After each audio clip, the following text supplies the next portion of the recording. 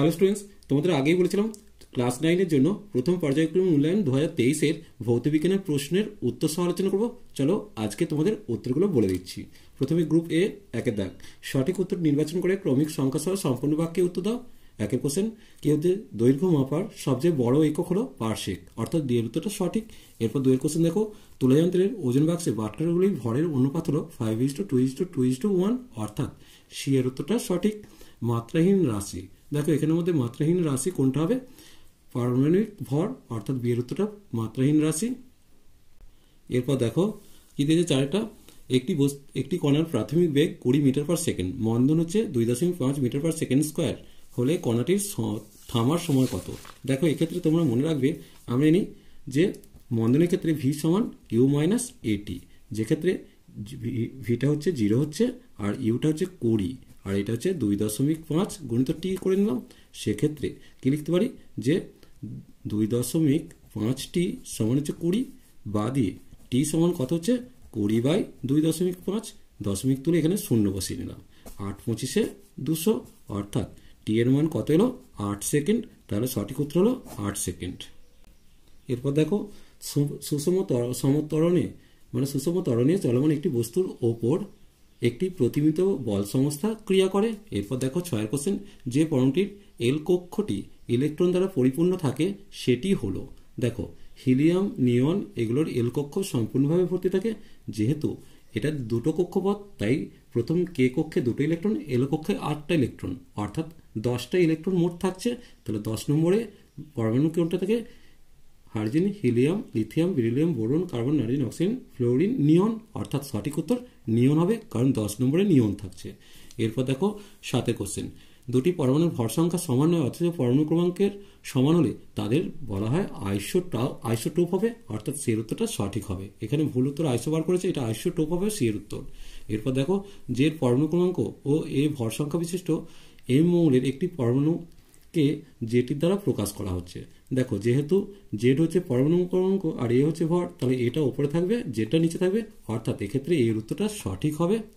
এরপর দেখো কি দিয়েছে, দুয়ের দাগে প্রথমে একটা শূন্যস্থান দিয়েছে, সিজিএস পদ্ধতিতে পারদের ঘনত্ব 13.6 গ্রাম পার ঘনসেমি হলে এসআইতে এর মান কত হবে? তাহলে এসআই পদ্ধতিতে মান সমান কত লিখবো? 13.6 গুণিত 1000 কেজি পার মিটার কিউব।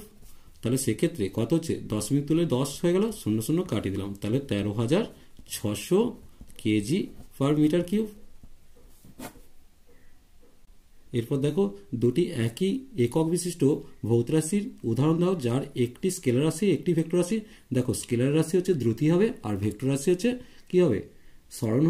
বেগ হবে। তাহলে স্কেলার রাশি হচ্ছে দ্রুতি আর ভেক্টর রাশি হচ্ছে বেগ, যাদের একই একক কি সেমি পার সেকেন্ড অথবা মিটার পার সেকেন্ড। তাহলে উত্তরটা হলো স্কেলার রাশি হচ্ছে দ্রুতি আর ভেক্টর রাশি হচ্ছে বেগ। এরপর দেখো, যে তুলাযন্ত্রের ভরের সামান্য পার্থক্য বোঝা যায় তাকে কি ধরনের তুলা বলে? অবশ্যই সুবেদী তুলা, দন্তস্বরস্ব বয়কা দয়া দীর্ঘই সুবেদী তুলা বলা হয়। সত্যমিথ্যা কত বলেছে? একটি গতিশীল বস্তুকে থামাতে হলে কত বল প্রয়োগ করতে হবে তা বস্তুটির ভরবেগের উপর নির্ভর করে, এটা সত্য দেওয়া আছে।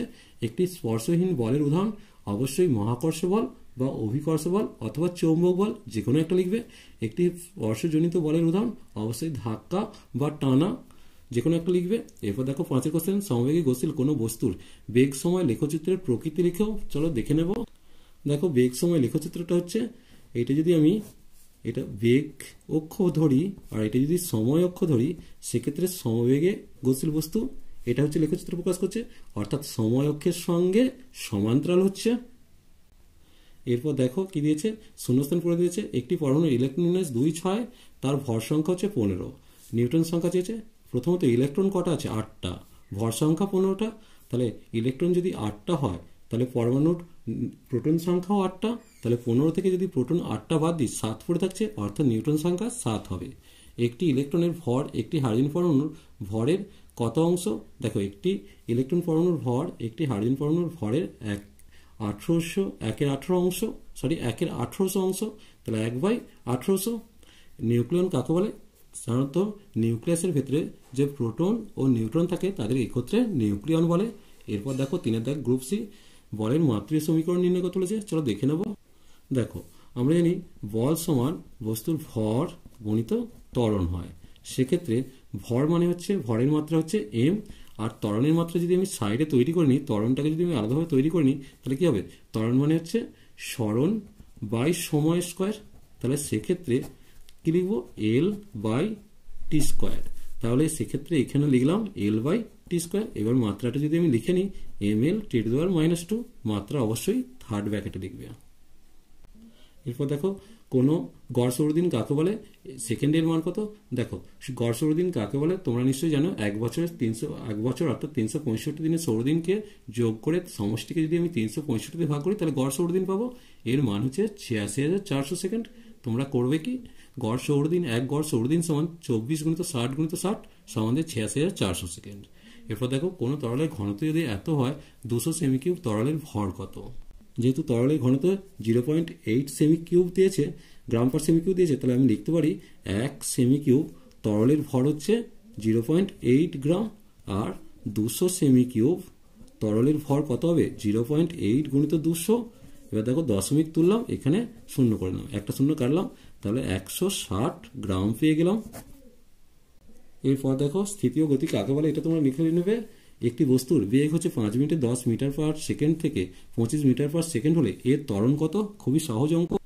তাহলে আমরা জানি ত্বরণ এ সমান অন্তিম বেগ মাইনাস প্রাথমিক বেগ বাই হচ্ছে সময়। যেহেতু প্রথমে বস্তুটা কত ছিল?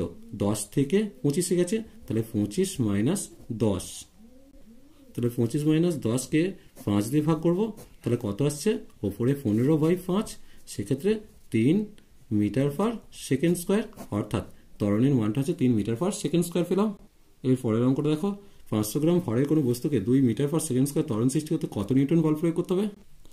দেখো এক্ষেত্রে এম এর মানটা 500 গ্রাম দিয়েছে, তাহলে এটাকে যদি আমি কেজিতে কনভার্ট করি তাহলে 500/1000 কেজি হয়ে গেল।